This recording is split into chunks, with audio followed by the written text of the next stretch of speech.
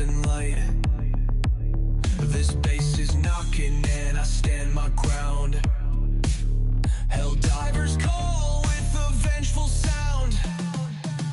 They move like ghosts with a hunger to claim. But I'm a wildfire they cannot tame. Badass weapons causing havoc day and night. I won't bow down, I was built for this fight. Never surrender, I'm forged in the flame. The harder they strike, the higher I aim. The city is burning, but I will break through. I'll hit like the orbital and Helldivers do. Evening's freedoms, valiant veterans of Vandalon. Tonight's intro was Never Surrender by Game Life 44. They've been around for a while, but recently changed their focus to Helldivers exclusively. A rad last April with weapon reviews, songs, and content aplenty. Link to the source music, as always, is in the description below. So, it's been a heck of a day, hasn't it? Fighting was exceptionally fierce on Vandalon 4 earlier, with the Incineration Corps doing their usual blitzstreak thing. At this point, someone could tell me that the commanding officer of the Incineration Corps' name is Erwin RAM-mel, and I would not be surprised. This psychotic toaster just bulldozes his way through anything in his way, gives no mind to his flanks, and is only interested in setting more things on fire, including the snow. Liberty only knows how.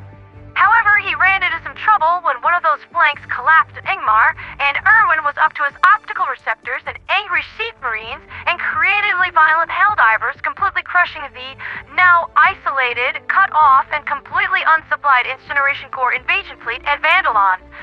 I am told that bot casualties from this operation were rather extensive, which does please me quite a bit.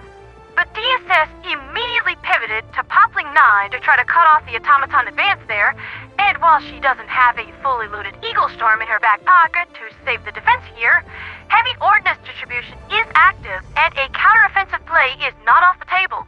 Programmed logic would dictate an attempt on Mantis from Popli, but that only really serves to present another gambit play for SEAF to capitalize upon, cutting off the attack on one planet with the liberation of another. There are no words in binary, octal, or hexadecimal to describe how much I loathe that space station. However, not all is well. A tertiary invasion fleet is pushing southwest from Estotu to Troost, which looks like it will most definitely succeed. From there, Vandalon 4 will be threatened once more, but that still works out well for SEAF. The cooler temperatures there make for faster energy weapon cooling and is excellent defensive ground to fight upon. Some commanders within the Liberation Fleet are calling for a plan called the Ingmar Defensive Line, where SEAF destroyer fleets will shift into a defensive stance and hold Popli, Ingmar, and Vandalon, arguing that this ground is the best possible terrain to hold back the Automaton invasion fleet and construct a forward operations base there for a counterattack back into the Andromeda and Trigon sectors. Honestly, the timing for such a major undertaking couldn't be any better. The Illuminate are still working on removing my boot from their backsides, and Meridia is slowing to a crawl. As long as the Terminates have the decency to behave themselves for another couple of weeks, this might be our best chance to make some serious progress on the Western Front. Now, as promised, let's take a closer look at the Grenadier Battleman statistics, just as I said that I would this morning. Helldivers of the Liberation Fleet took one look at this thing and immediately fell head over heels in love with it. The primary attraction of the EGL-21 is the fully automatic grenade launcher featuring a 60-round box magazine.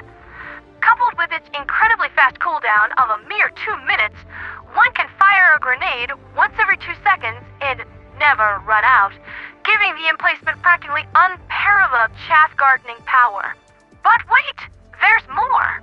After deployment, 2 waist-high walls extend from the core of the emplacement and offer good cover with medium armor. Basically, unless the enemy has something with anti-tank or high explosive in the name, they're not moving you. For frame of record, medium armor is what Devastators are coded in, so the emplacement is actually pretty beefy, and small arms like automaton lasers just bounce right off. Hopefully right back at their sender if you're lucky. However, the emplacement does come with some downsides. Despite the expanded magazine, the grenade launcher is still the same weapon as the humble Foom for support weapon, which means it will struggle with armored targets like chargers, tripods, and hulks.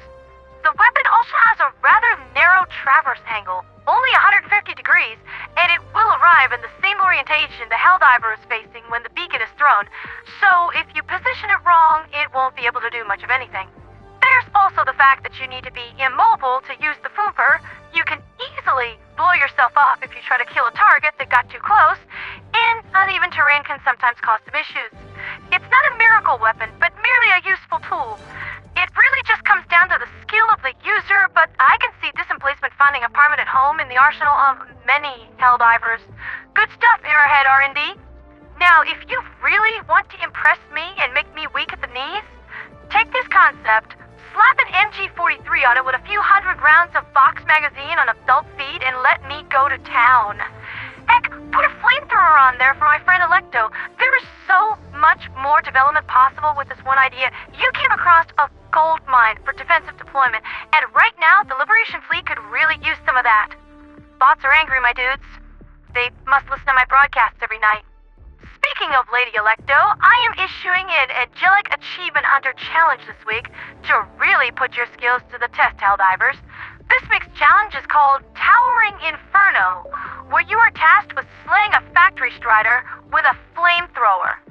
The purpose of this exercise is to show dominance to the Incineration Corps, to tell them that they may dabble with flame, but their wings will melt if they dare fly too close to the light of democracy. As you can see here, Lady Electo, of the SES Lady of Destruction, managed this challenge somewhat easily by slipping under the unprotected sides of a factory strider and giving that good boy a napalm belly rub. Should you manage this rather impressive feat, simply send an image showing the slain remains of a factory strider at your hands to my work email in the description below, and I'll congratulate your skill on the show. This is just a fun little community challenge for my friends and fans. That's been Liberty's Latest with me, Pandera the Radio Angel. The Hellhammers are digging in like a super Texas tick and have no intention of going fluffing anywhere. But death rarely comes for those who are ready, so let's fight safe, fight smart, and toss those defective iPads back at a Super Best Buy's return bin. Bunch of nerds. For liberty, for freedom, for democracy, and for the Angelic Rebellion. Viva la Revolution Angelique.